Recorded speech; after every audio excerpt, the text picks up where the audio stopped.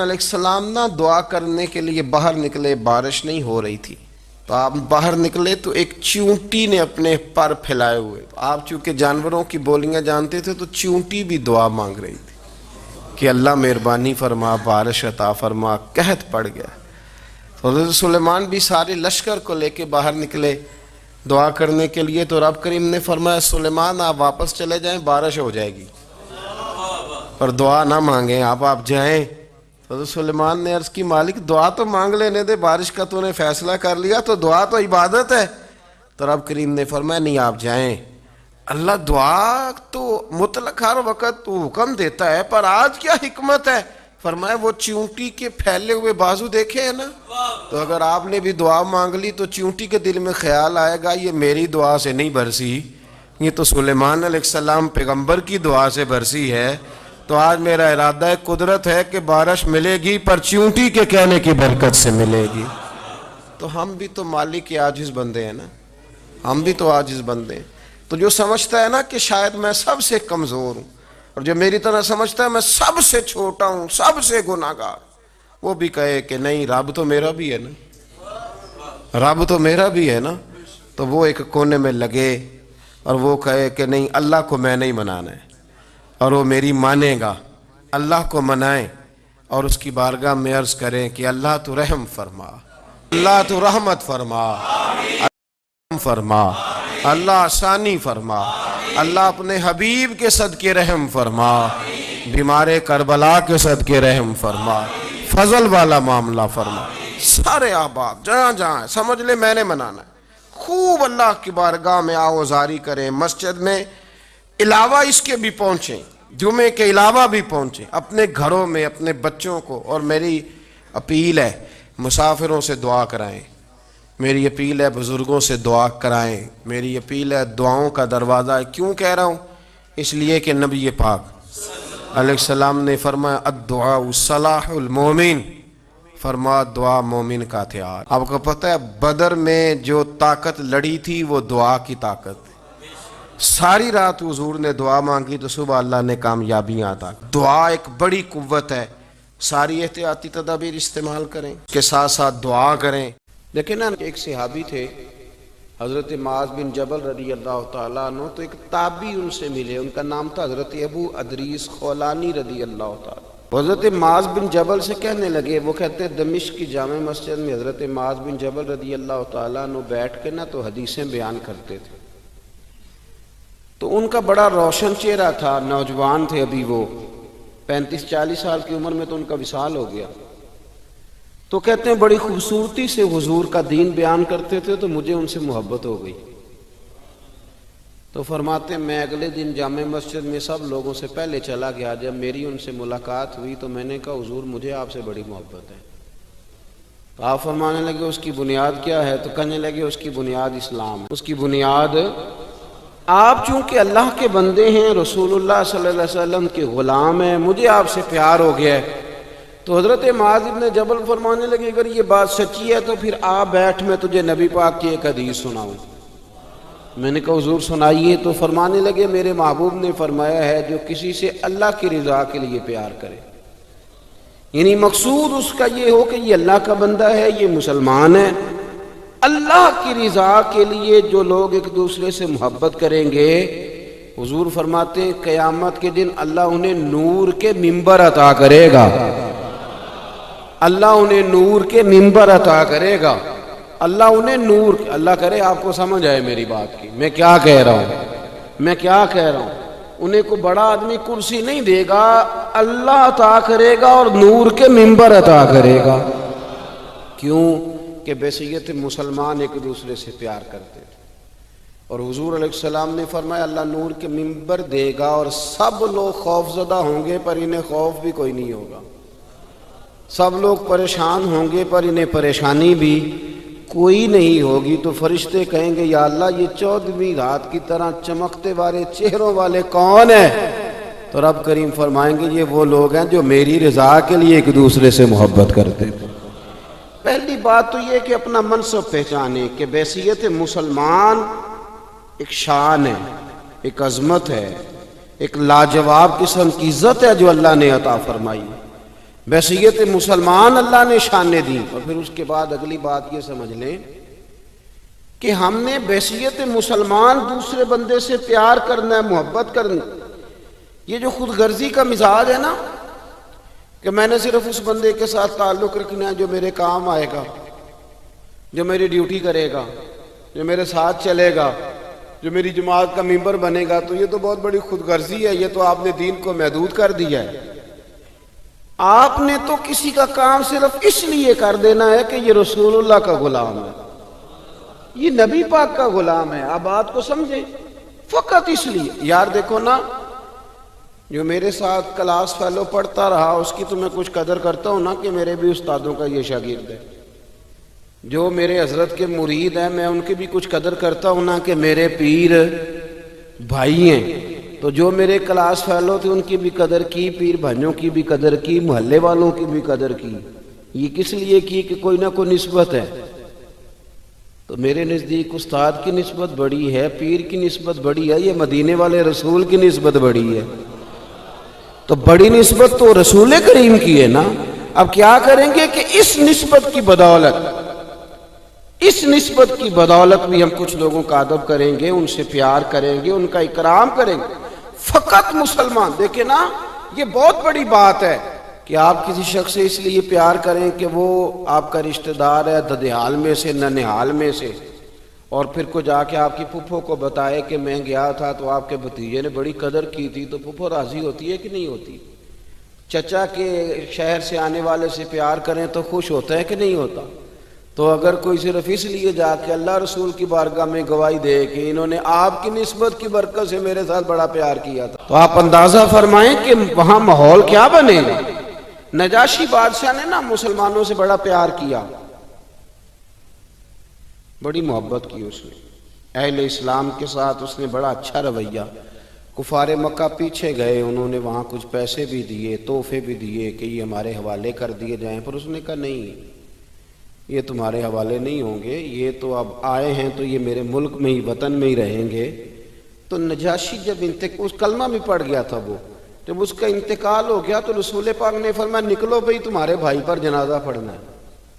یہ ایک ہی جنازہ ہے جو حضور نے غائبانہ پڑھایا ہے، ایک ہی. اور یہ دلیل اس لیے نہیں بن سکتا کہ اور بھی بہت سارے صحابہ شہید ہوئے پر حضور نے کسی کا جنازہ، ان کا جنازہ اس لیے حضور نے غائبانہ پڑھایا کہ حضور کے لیے غائب تھا ہی نہیں، حضور کے لیے تو سامنے پڑی ہوئی تھی میت. جنازہ بھی پڑھایا. حضرت عائشہ صدیقہ رضی اللہ تعالیٰ عنہ کہتی ہیں کہ چونکہ اس شخص نے بحیثیت مسلمان، آپ میری بات کو سمجھیں، بحیثیت مسلمان چونکہ اس شخص نے حضور کے غلاموں سے پیار کیا تھا، نبی پاک نے جنازہ بھی پڑھایا، تعریف بھی کی. اور حضرت عائشہ فرماتی ہیں کہ جب اس کا انتقال ہوا، اس نے چونکہ مسلمانوں سے بحیثیت مسلمان پیار کیا تھا، جب اس کا انتقال ہوا اسے قبر میں دفن کیا گیا تو سیدہ عائشہ صدیقہ رضی اللہ تعالیٰ عنہ فرماتی ہیں اس کی قبر سے نور نکلا کرتا تھا، اس کی قبر سے نور نکلا کرتا تھا. مسلمان جمعیت کیوں نہیں رہے، اجتماعیت کیوں ختم ہو گئی؟ اس لیے کہ یہ جو ایک سوچ تھی نا کہ برادری کا بھی خیال کرنا ہے، علاقے کا بھی خیال کرنا ہے، مجلس کا بھی خیال کرنا ہے. اگر کبھی یہ سوچ بن جائے نا کہ بحیثیت مسلمان بھی تھوڑا تھوڑا خیال کرنا ہے، تھوڑی تھوڑی توجہ دینی ہے بحیثیت مسلمان بھی، ہمیں غور کرنا ہے کہ یہ میرا مسلمان بھائی ہے، یار میں اس کے کہیں کام آ جاؤں، کوئی تھوڑی اس کی مدد کر دوں. میں اگر تھوڑا سا کسی جگہ اس کی مشکل کے لیے آگے بڑھ سکتا ہوں تو میں آگے بڑھوں. بحیثیت مسلمان اگر کسی سے محبت کی جائے، کسی کے ساتھ پیار کیا جائے، پہلے تو قدر پہچانی جائے کہ مسلمان ہونے کے ناطے قدر بڑی، اور پھر اس بات کو سمجھا جائے کہ بحیثیت مسلمان کسی کی خدمت بھی کرنی. اب اس پر اجر کیا ملے گا؟ میرے رسول کریم صلی اللہ علیہ وسلم نے فرمایا تو اللہ کے بندوں کی مشکلات میں سے ایک مشکل حل کر دے، اللہ کے نبی کا وعدہ ہے اللہ تیری قیامت کی مشکلات کو آسان فرما دے گا. قیامت کی مشکلات. مجھے ایک دفتر میں جانے کا اتفاق ہوا تو کوئی پیپر ایک کم تھا، جس کام کے لیے میں گیا تھا تو کوئی ایک پیپر کم تھا، تو وہ دفتر کے لوگ کسی سبب سے دین کی برکت سے مجھے پہچان گئے، تو اب انہوں نے کہا کہ یہ پیپر آپ کا کم ہے، اس کی ضرورت ہے۔ پھر وہ کہنے لگے کہ پیر صاحب آپ چونکہ بڑے قابل احترام ہیں تو آپ یہاں رکیں، تو ہم ابھی اس کا بندوبست کرتے ہیں۔ تو وہ میرا خیال ہے کہ 5 سے 7 منٹ میں وہ پیپر بھی آ گیا، اور جتنی ضروریات تھیں وہ ساری انہوں نے پوری بھی کر لیں، جہاں مجھ سے سائن لینے تھے وہ لے بھی لیے۔ چاہیے تو یہ تھا نا کہ میں خوش ہو کے آ جاتا، تو دیکھا جی میری بڑی شان ہے۔ میں نے ان سے کہا کہ آپ نے بڑا پیار کیا ہے، لیکن مجھے محبت ہوگی نا تو میرا دل کرتا ہے نصیحت کروں، اس لیے کہ جس سے پیار ہو اس کو سنوارنے کو بندے کا بڑا دل چاہتا ہے۔ میں نے کہا یار اگر میرے لیے آپ 1.5-2 منٹ میں، 5 منٹ میں، 7 منٹ میں یہ سارا بندوبست کر سکتے ہیں، تو اس کا مطلب ہے کہ وہ جن لوگوں کو آپ بھیج دیتے ہیں نا جائیں واپس، آپ کے کاغذ ہی پورے نہیں، تو ایک دفعہ گھر جاتے ہیں، کتنی جگہوں کے چکر لگاتے ہیں، پھر دوبارہ پلٹ کے آتے ہیں۔ اس کا مطلب ہے کر آپ سکتے ہیں اگر کرنا چاہیں تو، اگر کرنا۔ میں نے کہا اس لیے میرے ساتھ آپ نے یہ رویہ رکھا کہ آپ نے مجھے دیندار سمجھا، کچھ نیک سمجھا، کچھ اچھا جانا، وہ تو مجھے پتا ہے نا میں کیا ہوں۔ تو اگر آپ نے یہ رویہ میرے ساتھ اس لیے رکھا کہ میں نیک ہوں، تو اب کوئی بوڑھا آ جائے، کوئی کمزور آ جائے، کوئی آپ کے پاس ان پڑھ دیہاتی آ جائے جسے پتہ ہی نہیں کہ ان کی ترتیب کیسے لگانی ہے، ان کے ساتھ بھی رویہ اس لیے ٹھیک کر لینا کہ یہ بھی مدینے والے رسول کا کلمہ پڑھتا ہے، وہ سامنے رکھنا میرے رسول کریم صلی اللہ علیہ وسلم کی ذات والا صفات کو، اور تھوڑا تھوڑا لوگوں سے پیار کر لینا۔ ہم لوگوں نے نا محدود کر لیا اپنی صلاحیتوں کو، ہم بڑا کچھ کر سکتے تھے، لیکن ہم نے دائرہ کار ہی محدود کر لیا۔ میں نے خاندان کے لیے کرنا ہے، قبیلے کے لیے کرنا ہے، علاقے کے لیے کرنا ہے، بستی کے لیے۔ ایک اچھی سوچ کیوں پیدا کرتے ہیں؟ آپ کہیں مجھے اہل اسلام کے لیے کرنا ہے، مجھے رسول کائنات کے لیے کرنا، مجھے نبی پاک کے بتائے ہوئے ارشادات کے لیے کرنا، امت کے لیے کرنا ہے، امت کے لیے۔ آپ اپنی خدمات کو پیش کریں، آپ اپنا دائرہ کار پیش کریں، آپ بڑی سوچ، آپ دیکھیں آپ کسی کے لیے کیا کر سکتے ہیں۔ ہم اگر آج یہ ارادہ کر لینا کہ ہم نے لوگوں کو آسانیاں دینی ہیں، تو میرا یہ خیال ہے کہ صبح خیر نہیں خیر کثیر بٹنی شروع ہو جائے گی۔ اگر ہم یہ ارادہ کر لیں کہ میں نے لوگوں کو آسانیاں، وہ ہمارا مزاج نہیں نا، ہم آسانی لینا چاہتے ہیں۔ اگر ہم بحیثیت مسلمان تھوڑی تھوڑی خدمات سر انجام دینے لگے، تھوڑا تھوڑا سوچنے لگے، لیکن رسول کریم کی سوچ مبارک کیا ہے؟ بدر کے لوگ قیدی ہو کے آ گئے، کفار تھے وہ۔ اب حضور نے فرمایا فیصلہ یہ ہوا مجلس شورا میں، صحابہ کی میٹنگ میں، کہ فدیہ دیں گے اتنے اتنے پیسے تو آزاد کر دیے جائیں گے۔ کچھ لوگ ایسے تھے جو فدیہ نہیں دے سکتے تھے، لیکن حساب کتاب لکھنا پڑھنا جانتے تھے۔ اب حساب کتاب کی تو دین میں بھی ضرورت ہوتی ہے نا، آپ کو وراثت تقسیم کرنی ہے، کئی کام کرنے ہیں، تو نبی پاک علیہ الصلوۃ والسلام نے بھی نا وہاں امت کا سوچا۔ فرمایا تم اس طرح کرو، مسلمانوں کے 10 بچوں کو لکھنا پڑھنا سکھا دو، میں تمہیں آزاد کر دیتا ہوں۔ بحیثیت قوم کی فلاح و بہبود کے لیے جو نبی پاک کے نظریات ہیں، جو حضور کے افکار ہیں، ان 10 بچوں کو لکھنا پڑھنا سکھا دو۔ یار میری سوچ ہمیشہ یہ رہتی ہے کہ میرے بچے لکھ پڑھ جائیں۔ یہ کیوں نہیں سوچتا کہ میرے محلے کے سارے بچے اگر پڑھ جائیں گے تو یہ محلہ پڑھے لکھے لوگوں کا محلہ کہلائے گا، میرے سمیت لوگ کہیں گے کہ بڑی شستہ آبادی ہے۔ میری سوچ کیوں اڑ جاتی ہے کہ فقط میرا ہی بچہ آگے نکلے، تو اپنے فیض کو کھول کے عام کیوں نہیں کرتا؟ تو یہ کیوں نہیں سوچتا کہ جو شجر سایہ دار ہوتا ہے نا میرے بھائی، وہاں جو بھی آتا ہے وہ پھل کھا کے جایا کرتا ہے، وہ جو بھی آتا ہے وہاں پھل کھاتا ہے۔ اپنا ایک ذہن بنائیں نفع دینے کا، ایک سوچ بنائیں کسی کا فائدہ کرنے، ارادہ کریں کسی کے کام آنے کا، کسی کے لیے بہتری کرنے کا، کسی کے لیے آسانیاں فراہم کرنے کا، کسی کو سہولت دینے کا۔ میرے رسول کریم سید عالم صلی اللہ علیہ وسلم نے توجہ دلاتے تھے۔ حضور علیہ السلام نے فرمایا درخت بھی لگاؤ، کھیتیاں بھی لگاؤ۔ یا رسول اللہ صلی اللہ علیہ وسلم کچھ ملے گا؟ تو حضور نے فرمایا اس کھیت سے، اس درخت سے جب تک کوئی جاندار فائدہ اٹھاتا رہے گا اللہ تمہارے نامہ اعمال میں نیکیاں درج فرماتا رہے گا۔ کوئی درخت ہی لگا دو، کچھ کاری دو۔ محمود غزنوی گزر رہے تھے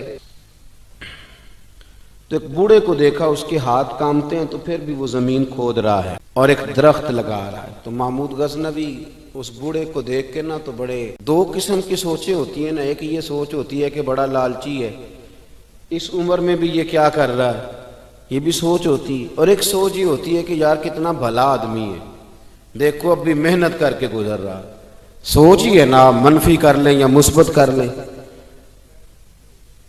تو محمود غزنوی آگے بڑھے اور آگے بڑھ کے نا تو آپ اس بوڑھے سے کہنے لگے کہ بابا یہ کیا کر رہے ہو؟ تو کہنے لگے میں درخت لگا رہا ہوں۔ تو کہنے لگے بزرگوں اب آپ کی جو عمر ہے نا، یہ عمر نہ تو آپ اس کے پھل کھا سکیں گے، نہ چھاؤں میں بیٹھ سکیں گے، اور آپ کو تکلیف بھی بڑی ہے۔ تو بابا جی محمود کو جانتے ہی نہیں تھے، پلٹ کے کہنے لگے بیٹا چلو میں نہیں پھل کھاؤں گا تو میرے پوتے تو کھائیں گے نا، میرے نواسے تو کھائیں گے نا، تو آپ چھوڑے مجھے، میں تو اگلی نسلوں کا بھلا کر رہا ہوں۔ اب یہ سوچ ہماری بڑی کم ہوتی ہے، یہ بڑی کم سوچ ہوتی ہے، پوتے کھائیں گے نواسے کھائیں گے۔ تو محمود غزنوی بادشاہ تھے، بڑے راضی ہوئے، کہنے لگے یار بابا تیری تو سوچ بڑی شاندار ہے، قوم کا نفع کرنے والی سوچ ہے۔ اس نے کہا ایک تھیلی اشرفیوں کی بابا جی کو دے دو۔ بابا جی نے نا وہ تھیلی اشرفیوں کی جب قبول کی، پکڑی تو بابا جی بڑے مسکرائے۔ محمود کہنے لگا کیا ہوا؟ تو فرمانے لگے بیٹے تم نے تو کہا تھا کہ میں اس کا پھل نہیں کھاؤں گا، میں نے تو ابھی لگایا نہیں ہے، اللہ نے پھل مجھے پہلے ہی عطا فرما دیا ہے۔ تم تو کہہ رہے تھے کہ پھل نہیں کھاؤں گا، ابھی تو لگایا نہیں تو اللہ نے پھل دے دیے۔ محمود بڑا راضی ہوا، اس نے کہا یار بابا تو بڑی اونچی سوچ کا مالک ہے، ایک تھیلی اور دو بابا جی کو، اور دے دو ایک تھیلی۔ ایک اور تھیلی دی بابا جی کو تو بابا جی پھر ہنسے، کہنے لگے محمود میرا خلوص دیکھ، میں اللہ کے بندوں کا نفع کرنا چاہتا تھا نا تو میں نے ابھی لگایا نہیں۔ لوگوں کے باغ میں سال میں ایک دفعہ پھل لگتا ہے، اللہ نے مجھے 2 دفعہ پھل عطا کر دیا۔ محمود نے کہا تیسری بھی دو بھی بابا جی کو تھیلی۔ آپ سوچ تو بنائیں نا صاحب، ہم یہ سمجھتے ہیں کہ شاید یہ محدود ہو جائے گا، میں کسی کے بچے کو پڑھا دوں گا تو شاید وہ میرے بچے کا نصیب لے اڑے گا، میں کسی کو کچھ دے دوں گا تو شاید وہ ادھر سے آ کے نا تو ہمارا کام خراب کر جائے۔ او بھائی ایسا نہیں ہوتا، اس کو سمجھ، میرا رب تو بڑا کریم ہے، تو بانٹتا جاتا ہے تو اللہ تجھے نوازتا جاتا ہے، تو دیتا جاتا ہے تو اللہ تجھے عطا کرتا جاتا ہے۔ آپ یہ ذہن بنائیں، کسی کا فائدہ کرنے کا، کسی کا نفع کرنے کا، کسی کو کچھ دے ڈالنے کا، کسی کے اوپر رحمت کی برکھا برسانے کا آپ ارادہ کریں، اللہ تبارک و تعالیٰ آپ کو نواز دے گا۔ ہم جہاں بیٹھے ہوتے ہیں نا لوگوں کو ہماری ضرورت ہوتی ہے۔ عمر رضی اللہ تعالیٰ عنہ نے ایک 100 دینار الگ کر کے رکھا ہوا تھا، پورا 100 دینار، بہت بڑے پیسے ہوتے تھے اس زمانے میں۔ تو آپ کے بچے کہتے کہ ابا جی یہ پیسے سائیڈ پہ کیوں رکھے ہوئے ہیں؟ تو فرماتے پتر یہ میں نے لوگوں کو ادھار دینے کے لیے رکھے ہوئے ہیں۔ خاصی مشکل بات نہیں کر دی میں نے، ہماری تو دکانوں پہ لکھا ہوا ہے ادھار بند ہے، موٹا کر کے لکھا ہوا ہے ادھار بند ہے، یعنی نقد والے آ جاؤ، ادھار والے بالکل نہ آنا۔ تو ادھار کون لیتا ہے؟ امیر آدمی۔ او بھائی سنیں، ادھار کون لیتا ہے؟ غریب آدمی۔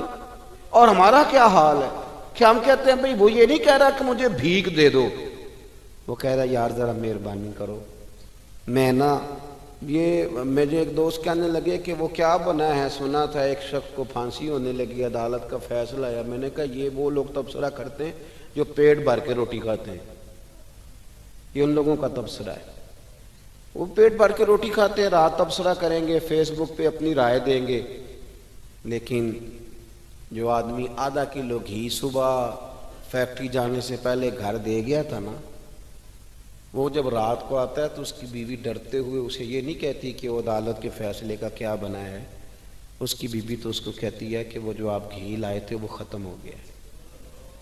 اور سویرے بچوں نے جب اسکول جانا ہے تو پراٹھے بنانے کے لیے میرے پاس گھی کوئی نہیں، یقیناً آپ کو تکلیف ہوگی، تو اب کرنا کیا ہے؟ تو میرے بھائی ان کو کہاں تبصرہ یاد رہتا ہے کہ آج نئی بات کیا ہوئی ہے، تو کوئی نئی خبر سناؤ تو اور پھر سناؤ تو کوئی نئی تازی، یہ باتیں تو ان کو یاد رہتی ہیں جو پیٹ بھر کے کھاتے ہیں، جن کو پھر کوئی فکر نہیں، ان لوگوں کے یہ کام ہے، وہ کریں گے سیاسی تبصرے۔